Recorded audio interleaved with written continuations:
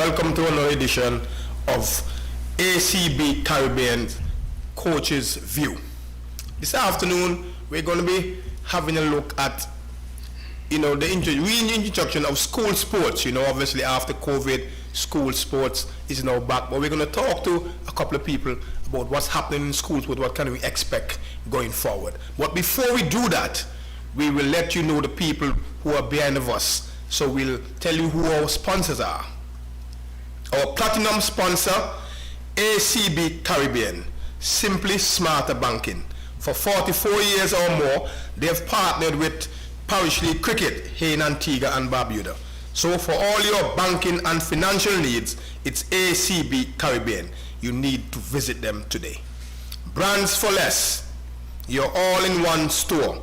Whether it be clothing, footwear, cosmetic, appliances, or if you're just looking for that birthday or Christmas goodie, it's definitely Brands for Less. Carol and her team will sort you out. They are located on High Street opposite the old Deluxe Cinema. Seco Pharmacy, for all your medicinal and pharmaceutical needs. It's Seco Pharmacy, your one-stop vitality store to keep the body in healthy and vibrant state. They are located on the corner of High and Temple Street. Digicel, the bigger, better network. For all your internet and data needs, be sure to check them out at Digicel. Plumbing and Electrical Limited, PEL, nice ring to that, with a wide assortment of plumbing and electrical fittings, whether you need retail or wholesale. Plumbing and Electrical Limited has the quantity and quality to meet your expectations. Plumbing and Electrical Limited are bordering on the Potters Herberts community. Make sure you check them out for all your needs. Zen Body and Skin Care, enhancing your natural beauty. Distributor of Black Girl Sunscreen, made by women of color for people of color. A sunscreen for everyday use. Zen Body and Skin Care. They are located at Wares Estate, east of Pickett's, north of Social Security Housing Project. You can call them at 779-44846. Blue Mountain Water, the most refreshing and thirst-quenching water on the island. Blue Mountain Water, distributed by Mega Distributors on American Road. Pine Hill Juice, with a variety of flavors and sizes, providing the most exotic taste. It's Pine Hill Juices, distribution Hutchinson Wholesale, located on Sydney Wallins Highway. Cool and Smooth, located on Lower Market Street, east of the Market Complex. For all your sporting accessories, uniforms, household items, appliances, clothing, and much more, it's Cool and Smooth. Be sure to check them out. Those are the people that keep us going every Wednesday here on ACB Caribbean Coach's View. Now we're going to be speaking to Rohan Porridge Benjamin. A lot of you will probably remember him from the first show. And yes, he is my brother. But he's a coordinator of school football. But we're just going to be looking at school sports and the importance of having school sports back, and what it means to the children, what it means to the well-being, what it means to parents, and even the coaches. Porridge, good afternoon. Good afternoon, Kenny. Firstly, when will the school football commence? We know that there are other sports out there. We see the coaches getting back into the school. But in terms of school football, what is the date that we're looking at? Well, actually, the date that we're looking at tentatively is March the 11th. But that will all, centered around the schools that are really interested in taking part in this tournament. Even though that the Ministry of Education and Sports together would have a meeting just recently and give the green light for sports to go. It all depends now on principals of the school. Some principals not too keen, maybe still a bit fearful, and we can understand that. But in terms of football, what we do, we try to look at invitational tournament. So we're inviting only 16 teams. The less team at this moment probably will be the best for us. So we're looking at 16 teams, and it all depends on if we get these 16 teams, then we can start the competition on the 11th of March, and that will climax on the 6th of April.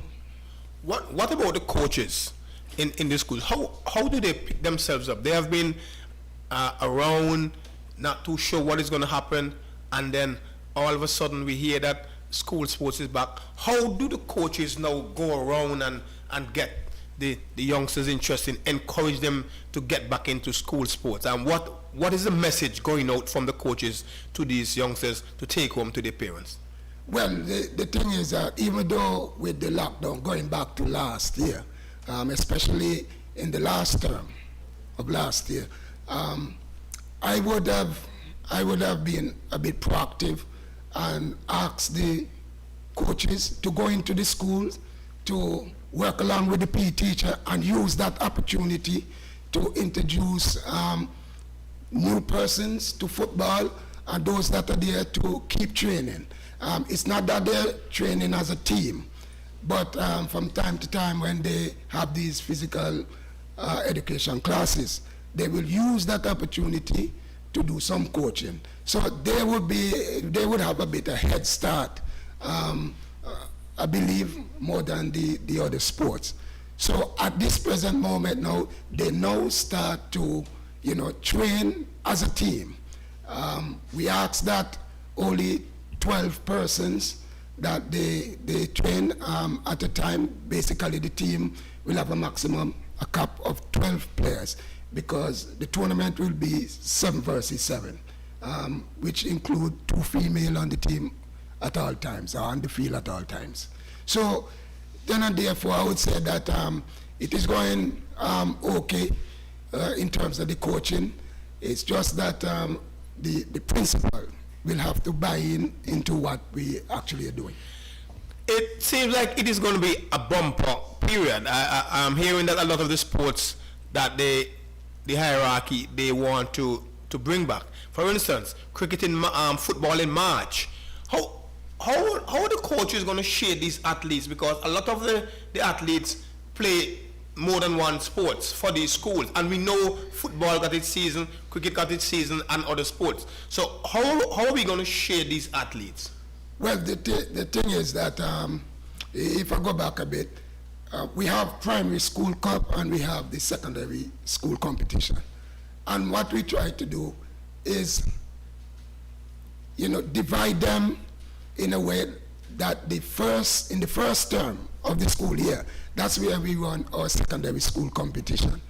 And then in the second term, where we believe that we have the primary school at our disposal, then we use that period to run the primary school.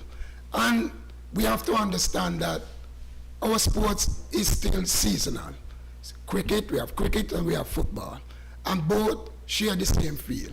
So it would be very, very difficult, in which I have stated my case, in the meeting with the principal.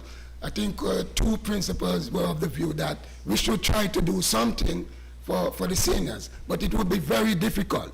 So at this present moment, we are not really looking at a secondary school competition, because whereas the primary school that will have a smaller space, okay, for 7v7, in the secondary school competition, we're using the whole field, and that will mean encroaching on cricket space. And I don't think that will be the wisest thing to do. So for now, that is off the table. Again, we also look at the primary school. If we say that, well, okay, then let us only have secondary school competition. Then it will be tough on the primary school, because they will miss again, maybe 3rd time around. They will miss. But then the secondary school will come back after the summer break and have their tournaments. So they will have 2 competition in 1 year, while the primary school will be without that. So with that, in mind, I think that principal would have understand this situation. As I said, only 2 really principal were pushing for that. I can understand the situation that they're in, because for 2 seasons, there probably would have been some players that, would have played their last season with the school team because they're facing graduation and things like that. They won't be around, for the next school year. And I think that they were really looking at that situation. But unfortunately, we cannot do the two at the same time. Any special arrangements in terms of any special protocols for these under 7 or 7v7? Because obviously, I guess all of the different sports will have their own protocol, or is it one thing coming from the ministry? What will happen leaving school, getting on the bus, getting off the bus to play, then leaving the field, back onto the bus to go home? Right. Walk us through that. Okay, right. Okay, so that will be the competition day. So we have competition, but also before that we will have practice. So we focus on the practice. Some of the coaches would have, would have improvised again. Those that don't have, the spray and things like that to sanitize the hands and so on, they would have a bucket with water, and where the children will have to come sanitize and so on. Okay, we are at this stage now because earlier we were looking at a situation where COVID at its highest peak.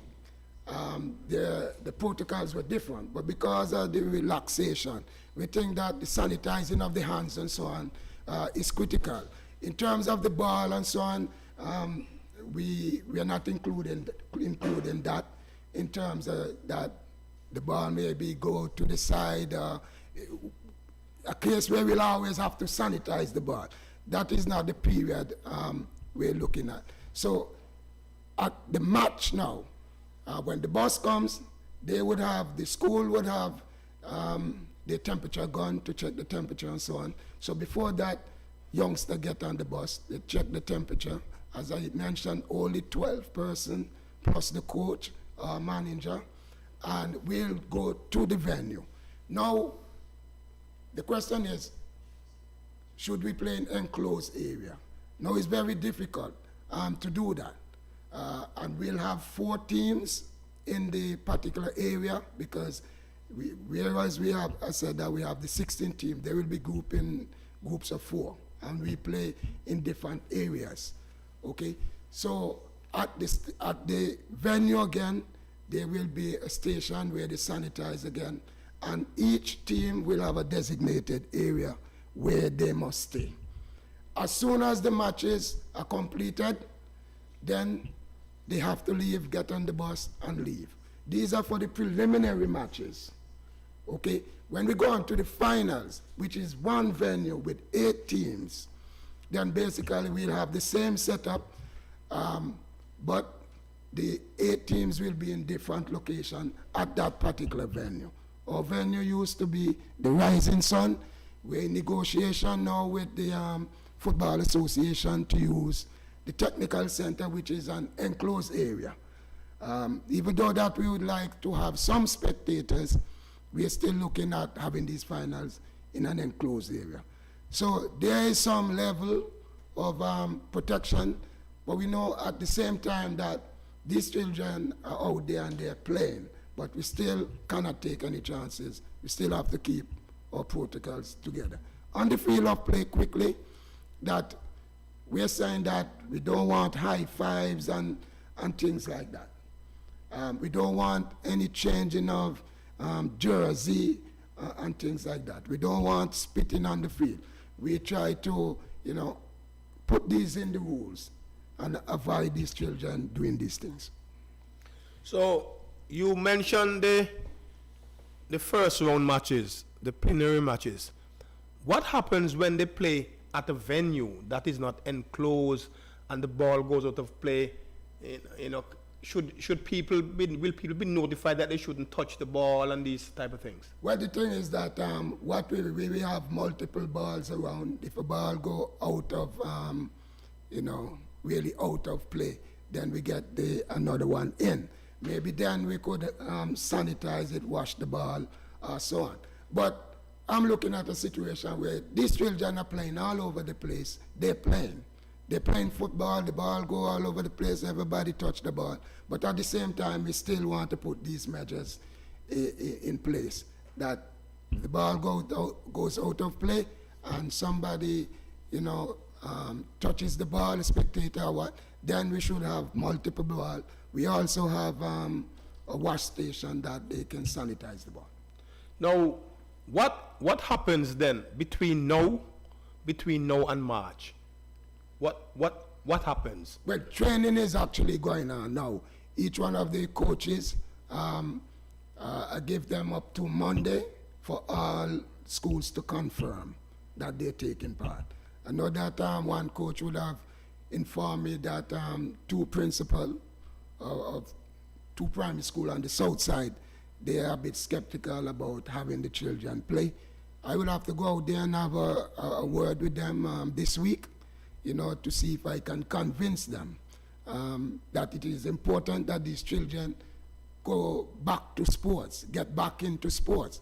What is going on now in the school, they have their sports day program that is going on, started Monday. Artis Comprehensive is there, Antigua Grammar School, Clear Secondary, all these schools are having the sports. The question that I would like to know, why, and probably you don't have the answer, but just throwing it out there, what would cause principals to be skeptical about boys and girls playing football against other boys and girls when they play with each other on the school compound every day? They play with each other, they get close with each other. They literally don't even acknowledge the social distance barrier. Only when, say, they're in line or they're in class, the teachers might want to implement it. But when they're out playing, because I've been to a few primary schools, and when it's break time, when it's lunch time, they're out there, they're in one another's face, they're sharing lunches and so on. So why is it that principals would want to be skeptical about these boys and girls getting involved with physical activities representing their school? Well, that's the thing. I really don't have an answer for that. But I have been to primary school. I'm actually in a primary school now. And, many things that are out through the door. This is the period of time. The government, the health department, they're telling us that we have to live with COVID. And so we have to do whatever is necessary to live with it, we cannot keep hiding and, trying to avoid children taking part in physical activity. I believe that it do more harm than anything else. The children go to the school, most of these schools are fenced, and they are met by maybe the security guard or some teacher who take the temperature, and they wash their hands, they have the mask on, and they go inside. And once they're inside this compound, that is it. They move around, they have their meals and so on from the school meal program. They have their PE. You cannot do the physical education in your mask. Well, I for one don't encourage it, that they have masks and doing exercise and so on. I don't think it's a good thing. So they're there and doing physical activity. As I just said, some schools at the secondary level are having the sports day. Seavey Farm was the only school in Antigua and Barbuda at the end of the last term last year that have a sports day program. Because we saw the need for it at Seavey Farm. We informed the people at the Ministry of Education, that we would like this to happen. They have said that to us, that, look, the parents and so on who will normally come out to support, make sure that you keep them back. And there's a rope at Seavey Farm for the cricket, and they stay back, and we didn't have a problem. You know, so I'm very glad to see that schools are coming back to have the sports program. I'm seeing it in the secondary school. I'm seeing it with the principals that are very serious with sport. So I'm just watching to see if the others are going to follow or if that they're going to say no. Because that is very, very much interested, that to see those principals who are serious about sports in the school, those are the ones that are taking the initiative to have the sports day, which is a very good thing. But we have to look at a situation where some of these principals of various schools may not want to have anything. And, you know, that's something that I am not happy about. Is it a flaw in the whole system where principals can determine if whether or not their particular school participate in sporting programs put on by the Ministry of Sports? Should it be a directive? Should it be a mandate that all schools should participate, unless once they have the athletes to participate, once they have the coaches and so on? Should it be mandated and not left up to the principal whether or not the schools participate? Well, that would have to come in a policy document from the ministry. Once it's there, then they have to follow it. It's a mandate that they would have to follow, you know. But if it's not there, then it's left up to the principal because they control the school plan. You know, if they say that they don't want it, then there's nothing that you know, the coaches or the Ministry of Sports, which the Ministry of Education and Sport is twinned together. So we are expecting that we'll have good collaboration with that. But it's so important that, you know, that you know, these schools, you know, take part in school program. This is what the children are looking forward for. They've been out for over 2 years. That's a long time. Many have maybe, I would say many of the sport and the coaches would have probably lost some of their athletes to maybe other sport, to maybe dancing, to maybe some other cultural event. So I think it's really time to get back sports on the road. And we want to welcome Dave Soppy Joseph as he joins us as well. Soppy, good afternoon. Good afternoon, folks, and good afternoon to your listening We audience. were just discussing the return of school sports. We know it has been quite a while. There are still some challenges and so forth.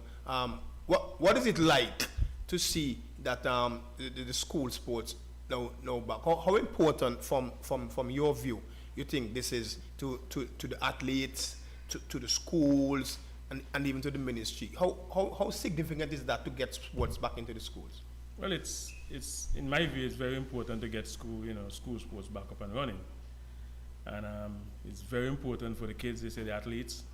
Most of them haven't done anything at all over the last 2 years. Some might have done something here or there. You know, the schools, again, it's a good thing because, as you know, that's basically the form of exercise that they use in schools. And we see the PE teachers in, but we don't see much of, see a lot of blackboard stuff going on with the PE teachers. We don't see them much on the field like when we used to do PE. You understand what I'm saying to you? And again, as a nation on a whole, exercise is important. So as I said, that's the basis that we use for exercise. So we need to get everybody up and running again. But in saying that, I heard, Parish mentioned earlier on that, they should, look to get it up. Everybody should be participating. But if you don't have teams and teams ready, as they say, you might have lost, players to different sports. It's a whole rebuilding process again. So as I say, getting it back up. But I'm saying going to competition and straight away, in my view, you got to do a reassessment of it. Try to get your teams formulated again and get it moving. Should it have been a process where months ago, once school we started and once you start having face-to-face with the student, should the plans have been put in motion then to say when we're coming back and what it will look like, rather than just as you mentioned, have a meeting and say, look, we want to get school sports back? Should it have been a process building up towards Most this? certainly, because you didn't just get up today and decide you're going to come back today. So obviously you must have known in 2 months, 3 months, whatever time frame you're going to look to go back. So you start to put things in motion. Like we had a meeting the other day, and boom, you're saying like 2 weeks after, 3 weeks after you want to get going. I think that is injustice to even the coaches, and the players who are going to be going out there to perform. I mean, you can't expect coaches to go and put the names on everybody saying participation, but remember, people have their reputation at stake. And if you're looking just to coach in Antigua alone, might be okay. But then when they look at your track record and see what you've been in over the years, if you want to go further afield and to move to higher heights, obviously it seems like our coaches in Antigua are not going anywhere, really. Basically, in my department, when you look at cricket, we don't see them elevating going up to the Leeward Islands level. We don't see them elevating going up to the West Indies board level. So maybe that's fine. Is it something, Parish, that the time has come where we actually need a coordinator of school sports who maybe try to have a uniformness? Because here is it that one sports may be saying, look, the time to prepare is not enough. Should there be a document or policy which suggests a minimum amount of time for the coaches to go into the schools to get these athletes ready, rather than just out of someone's fancy just set a date? Say for instance, you set the date for school football? That's correct. And you would want to make sure that you have enough time, once the coaches would have heard the date, that they have enough time to prepare the team. Well, first let me go back to the question that you posed to Sophie. You see, at this stage now, and this is where organization comes into play. At this stage now, this is school. We're talking about return to school competition. Okay, these are matches now against the various different schools and so on. But prior to that, there was training going on. There should have been some training going on. That's why I said that I try to be a bit proactive with my coaches, because even as I mentioned, not the last term there, which is the first term of the school year, but the school year before, coaches were supposed to be doing small group training. Okay, so that's where the sanitizing of ball and all these things. You remember that they had some of the sports were doing like online, I think, stuff, all right, technique and so on, and sent to different children, athletes. Okay, that's the time to do that. But as you go on, as the country relax the protocols and so on, okay, we are at a stage now. And I think that was what was missing, that calendar, okay, that program, to say this is the period of time where we have small group practice and so on, so only 4 person to a coach and things like that. Okay, only in small group, because what that will do, in case that they have an incident where somebody come down with COVID, it's not a large group, that they will have problem to do contact tracing and so on. Okay, as we know, it is competition, so the group become larger now. That's what really should have happened. But again, there wasn't much organization in that part. But to answer the question that you posed now, the ministry needs some shaking up. I'm going to start with that. The ministry needs to restructure. We cannot be doing the same thing that we were doing on the pathway. That is what is still happening. Okay? So how I really view the whole thing is that, take for instance, Southeast. Southeast have 2 secondary schools, and they have a number of primary school. Those are feeder schools. And the southeast you're referring to? Southeast, I'm referring to Liberta, All Saints. You have All Saints Secondary, and you also have Irene B. Williams. Okay, then the other feeder primary school, Female Village, Silver Farm, and so on. Now, if you have one individual, whether they call it a coordinator of this or whatever, or director or whatever, okay, that individual supposed to make sure that the PE teacher, the coaches in that area are following the curriculum set out by each discipline. Okay, they are supposed to make sure that a proper program is run. We don't have clash, like when they have sports and so on, you have 2, 3 sports going on at the same time. They will have to sit down with the PE teacher and the coaches in that particular area. So you're saying then to zone whether the in school. 5 or 4 or whatever, because it will be easier. As it stands now, I don't think that the coaches or PE teacher, they're really answerable to anyone. That is my view. That is how I look at it. But are the coaches answerable to the coordinator? To the coordinator, but then the coordinator cannot go to all these areas at the same time. I'm saying that Tom A is in the southeast. They are the one that they go out there, they go in to the schools. What is happening? Let me see your daily program or whatever have you. They make sure that these people are accountable to someone, okay? Even if you want to have your coordinator or whatever, all right, but this individual must be a rounded individual who understands all the sports that are played within the school system. That is how really I look at it. As it stands now, we're still doing the very same thing, and I don't think it's working, because we're not producing, like before. So something is wrong. The system is broken.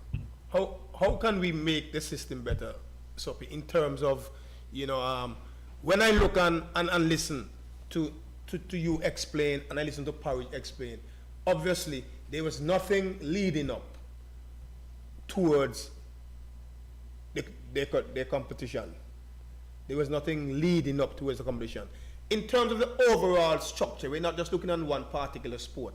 What would you, as a coach, what would you like to see in terms of getting a better quality in terms of for the athletes and more out of the coaches? Well, firstly, you look at the facilities that we're working on now in terms of coaching. Whether it is going to be a football field, a basketball court, a tennis court, whatever. I don't see we going now, we're making no effort to improve these facilities. And with facilities, that's where you're going to get the players improving even quicker, if you understand what I'm saying. So I would look at working at the facilities, and that kind of stuff. For example, in my area, you can't tell me up to today that you don't have a change room and you want to encourage women's cricket and girls' cricket. Where are they going to change? We just cannot continue to go forward without facilities. I mean, you may have a lot of footballs, yes, Parish, you may even buy, some sort of equipment for the players, but facility is key. You understand? Again, Kenneth, you would know.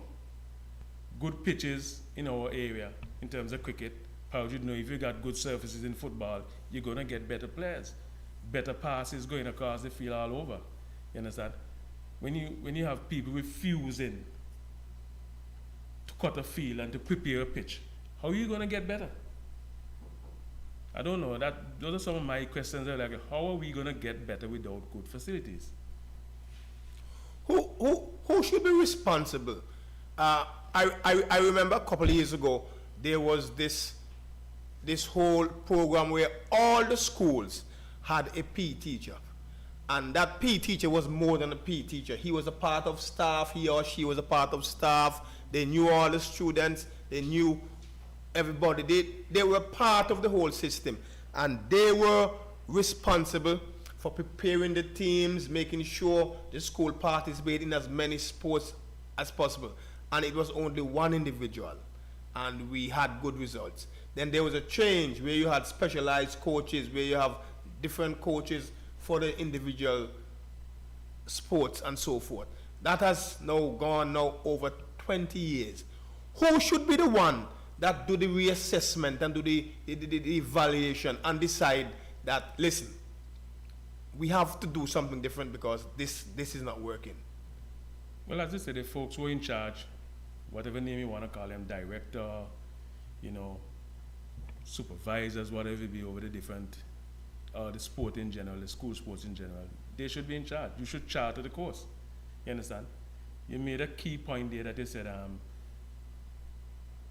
things are being specialized.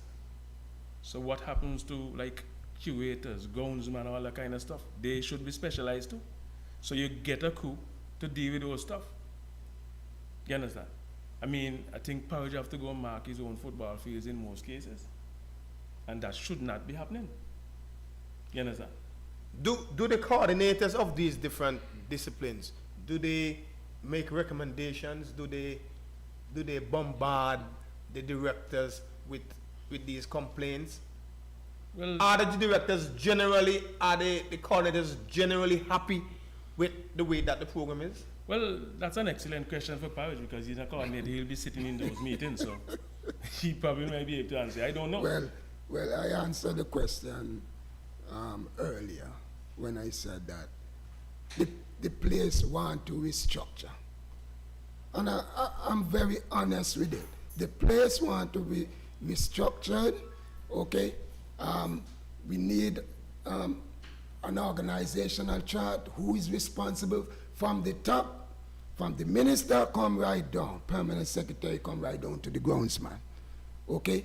And people must know what are their responsibilities. But there are people who must do these things. They must get up and do these things. Sometimes I know that we have our meetings, coordinator meetings and so on. And I'm telling you, even though I'm sitting here, it hurts sometimes, because they think that you're pushing too much. But when you really look back, you come into a system years ago, and you want to leave the system better. You understand? I was there as a PE teacher at Green Bay Primary, myself alone. I have to be teaching all the sports until Yalta Bradford came and took up netball. And as Flipper quite rightly said, we're doing very, very well. That's when Antigua, were peaking in the sports and so on. So now we have specialized coaches. We are getting less. Something is wrong. And yes, we have to write report. We have to write report and send it in. But then if every time, the end of the year, the end of the term, and the write report, well, tell you the truth, I know individuals who change the date, just change the date. Somebody's not reading our stuff. They're not reading it, and they're not understanding that, well, they're not really serious as to what is going on. That's why I said the whole place, I use the word shake up. Go use it again. The place want to shake up. I'm very honest with it. I want to put this to both of you. Is it a question where, and we know we touch a lot on the school sports, but is it a question where what happens in the communities as well is affecting what we saw in the school? Because I'm sure all of you would agree that we played a lot of our sports early in the schools, in the communities. And so when we got to school and started playing competition, it was more or less for the coaches to fine-tune us rather than developing us because of what we brought, the skill sets that we brought out of the community program. Is it a case where the lack of community programs, community involvement, community organizations, is it a case that the people in the community don't have anything because they think the coaches work in the schools. Something is amiss there, because when we had only PE teachers, I can remember when we started playing cricket at All Saints with Keith Fredericks, he was only just fine-tuning, say who would bat in where and so forth, because we brought a certain set of skills. Where's that gone? Why has that fall through in the communities? You see, in our days, shoes when we were coming, and even before my time, there weren't as much sports or much disciplines playing. So you find, what I think is that most people actually played cricket and football. Then we had the basketball creeping in, you know, the girls would play their netball, that kind of stuff. And I'm a real believer in community sports, because I think that most of the youngsters spend most of the time in the community. But then again, what's lacking, we don't even see the community or the village teams practicing. So I think that plays a big part, and you know, a major part in not getting any development going on in the community. And I know it's a sore point for a lot of people, and Parish will know that too when they hear about community sports. They don't want to hear that. But I would think that, as you say, when we were doing that, or when that was happening, we were getting results. You know, we had the older ones, you know, coming in and, you know, helping out to the youngsters, you know, directing them, guiding them along the right path, and, you know, maybe changing a thing here or there, a thing here or there. And we had better players in all the sports, football, cricket, whatever. You know, but now it's been left up to the, well, again, I'll have to say in my little area, it's left up to school sports. Cricket is left up to school. We don't see the Cricket Association having no youth programs. And then only a few teams in the community training, so where that leaves us. You know, it's difficult, you know, so I think as Parish, you'd have to get some policies made up, how we're going to charter this thing going forward, because, again, cricket is left out.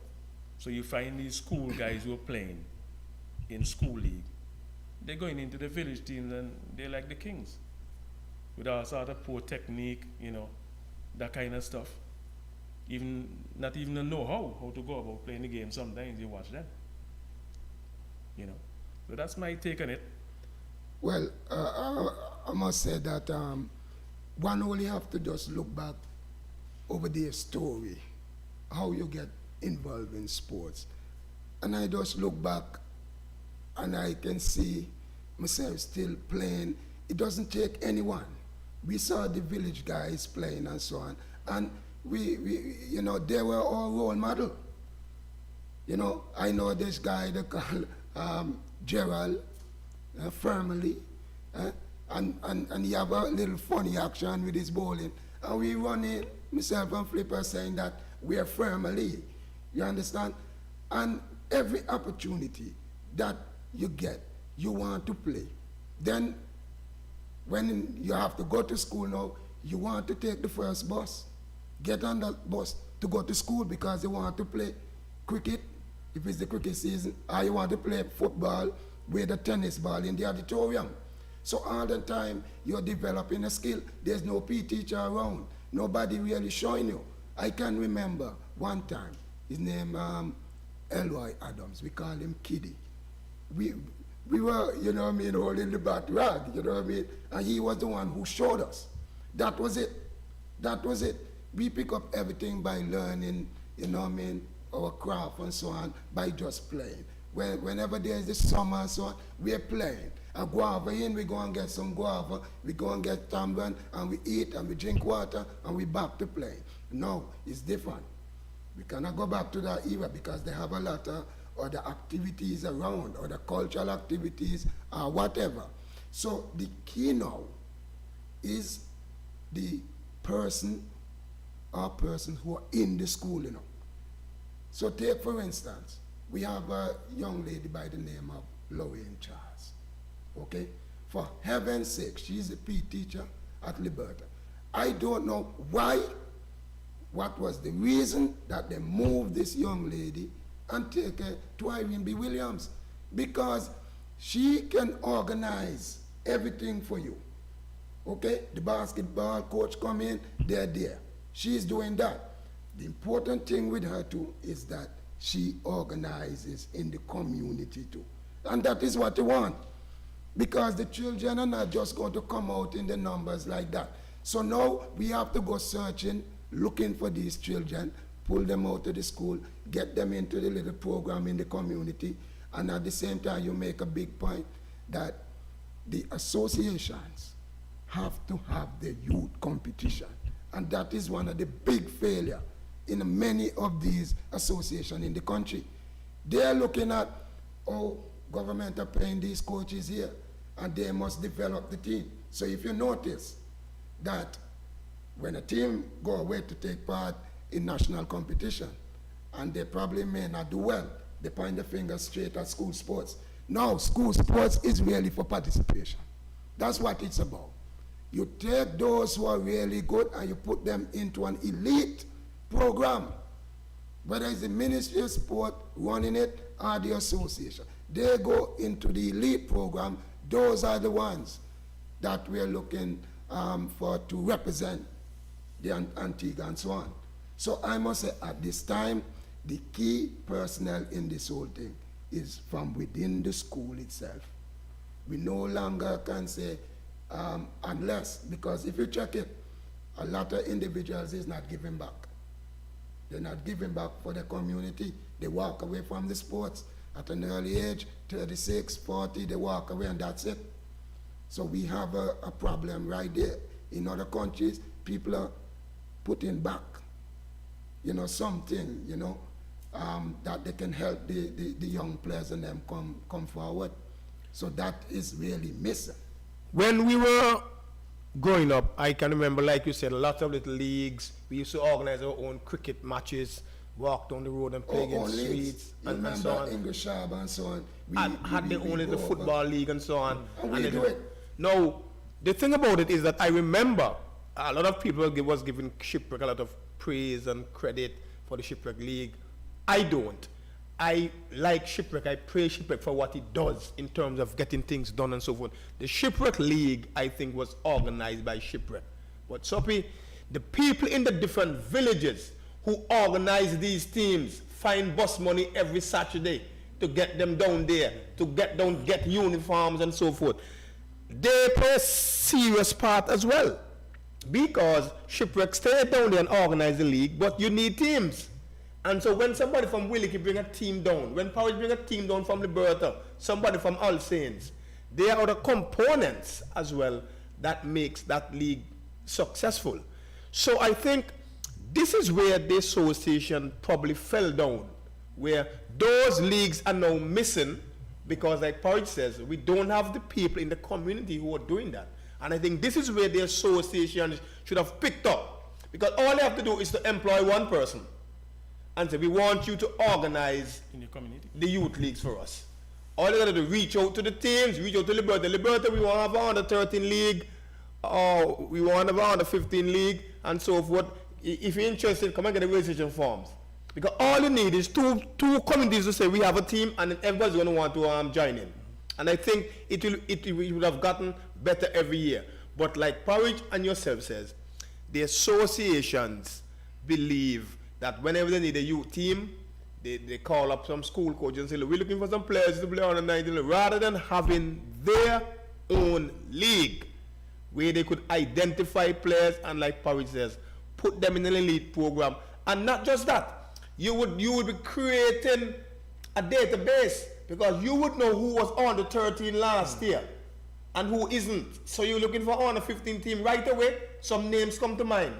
Some guys who were on the 13 2 years ago, they're now ready for on the 15s and on the 17s. So you would have that database now going all the way up to your national team of some of the guys who represented at that youth level and so forth. But I guess again that the associations don't have the will, and it is affecting sports right across the country. Yeah, but they're going to need to get up and do some work, because it needs to be done. As you rightfully said just now, I remember, when we were coming up, and Newfield team, senior team was at Bethesda playing. There was a Bethesda second 11 at Newfield playing. So the thing was actually organizing itself for them, you know. So it was just for them to harness it and just, as you say, hire one person and just, and it would have been working. But it appears to that some people don't want to do no work. That's what it looks to me.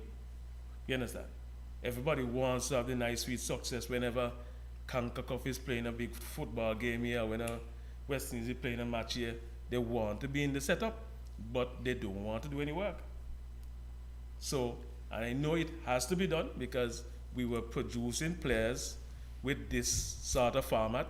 So we need to go back to it, revisit it, and then come again. A lot of the organization and so forth, and the sort of hunger, the passion, probably is with the coaches, who some of them are administrators. Is the time here for coaches maybe to play a bigger role, especially those with that passion? Is the time now for us to have, well, I don't know what we should call it, but the question I want to throw out, we need coaches to come together right across the country. We need coaches to work together, to have a one plan. But we have so many different sports. Should we have coaches coming together per sports, or should we need a body that generally look at, getting coaches together, educating themselves, representing coaches, making sure that the associations are not advantaging coaches and so forth? Should it be one for every sport, or should we have a general body? It would more or less act like a coaches union with maybe a little more, because obviously you'll be creating opportunities for coaches, making maybe contact, getting a coach maybe to do a summer camp in some other island, and sort of making sure that the coaches have some motivation, some things to motivate them, to keep them interested, and so when they come back they would want to depart some of their knowledge and some of the people that they're working with. Should we look towards that, or just leave the different sports to look at their own association? I would say I wouldn't have any problem with a coaches union, okay? But I still believe every sport, especially those large sports, should have the coaches association. I have no issue. The union look over everything, dealing with terms of agreement, all these things and so on, contracts and so on. But the coaches association, no, is looking, out of that, they're looking for coaches education. So that's what they're focusing on. Somebody who will direct the coaching, whatever. Somebody is responsible for this or that. Okay, so I'm looking at, especially those larger sporting organization, they should have that. Stranger mentioned about the amount of sports. Antigua 108 square miles, 100,000 people. It's very interesting to know who are the athletes and so on, how many athletes we have. To go into all these different sports. Every day you get up, there's a new sport happen somewhere in Taiwan, and somebody want to bring it here, and the Farm Association. I wonder if really they're doing these things because, that the parent body would normally, send down funding and so on to these organizations. But they're doing nothing for really the sport. Why are we having so many sport in this country, and everybody vying, for the same athlete and so on? We're just not going anywhere. So what that is telling me, this is 2022. I'm saying that a government who is really serious and going into a parliament and putting down a sports policy and pass a sports policy, I believe this government will last a long time in office. You have to have the will. You look around now and you see a little patch there, a little patch there with these stadium complexes and so on. Right? That should not be. We just are not serious with the sports in the country. We're not serious. And so West Indies laws, Antigua laws, Leeways laws, or whatever the case may be, we argue. We make a lot of noise, and then we cool down, then we look for the next laws. This is what is really happening. and sad to say, it's really so deep down in the sport. There's just no structure, there's no coordination, no uniformity. Just look at all of us going back to sports in the schools, competition. We're talking about competition. We're talking about matches. And then you're telling me that they have 2 other sporting disciplines that are just doing skill. Huh? I voiced my objection to that at the right forum, and nothing was done. So I see we are making joke. We're making joke at the right forum. You hear SSOP? The right forum. I voice. I didn't go on the radio and talk about. I do it at the right forum. Okay? And this still allowed to happen. Why school basketball can't play 5v5? Why it can't happen? And you go to YMCA, leave now and go to YMCA, you see how they play. Why it can't be done with netball? Even if you want to say, okay, 3 and 3. But come on, skill at this time when we're talking about going back to competition. So I hear Flipper talking about code, that is just one aspect. But this whole thing go take a lot of time, a lot of people sit down, but it really start with a minister who really is forceful and want to make change. And it start with him taking a document in Parliament to discuss and pass. But the thing about it is that who should be the one driving that document? Because let's say the minister necessarily isn't that sport-oriented individual. What about the director? Who should be really and truly pushing for that sports policy? Well, that is it. I think I have in my possession, surely I have the last one, but you have something that was prepared for Guy Yarwood and so on. I have those documents. Someone from Canada, Pat White, probably would have done too. The last one I can remember, Mervyn Richards, Sam Bass, and so on were part of the last one. It's a good document. I understand that it's at the Attorney General office. So how is not moving to go? And it's the directors, permanent secretary, because the minister is the one, it's a policy document, the minister is the one that should take it to Parliament. The minister cannot sit down and write a sports policy for us. And some things that, we are maybe pressing the minister and so on, those are not for minister. Those are for directors and so on to deal with, and permanent secretary. Those are the ones to push, for some things to happen. Why go to a minister to cut a field? Huh? That's the job of somebody that should be the Ministry of Sports, because field need to cut. So are we lacking? We're lacking many things. Are we lacking a policy that dictates how the Ministry of Sports function? Exactly. And that is a sports policy that governs the sports in Antigua, but we need a ministry policy. Do you see us getting one anytime soon? Well, if people are going to continue the way they're doing, it's not going to happen, and we're going to get the same result as we're getting. So should some heat be put under the director? Well, as I said earlier, 3rd time I'm saying it, the whole place want to shake up. Want to shake up. Now, gentlemen, believe you me, normally when we touch these important topics, the time seems to fly. But I want to ask you, gentlemen, one final question. Should we prioritize sports in Antigua and Barbuda? Should we focus on a handful of sports? Maybe we have the other few just, there for recreational purposes, but should the sports policy that we're so talking about really and truly prioritize a number of sports rather than trying to make us be competitive in 20? I will support that every day, because as Parish said, you just have to look back at how we grew up. What were the sports that were giving us success? What were the sports that put us on the map? And simply, you just, choose a certain number of sports, a couple of sports. Again, I don't know if they have budgets for these separate sports or different sports, but the big chunk of the money, I think, should be going to cricket and football. That's what we know in Antigua.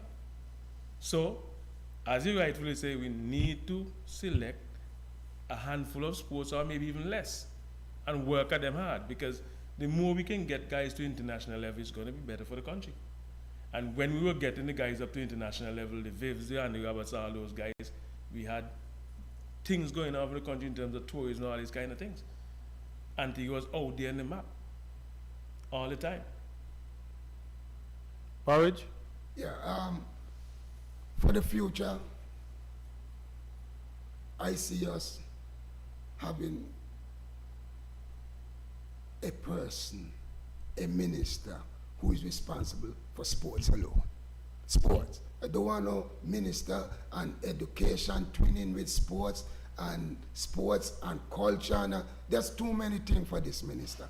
The minister job for sports, the Ministry of Sports, should be take Antigua sports to the top.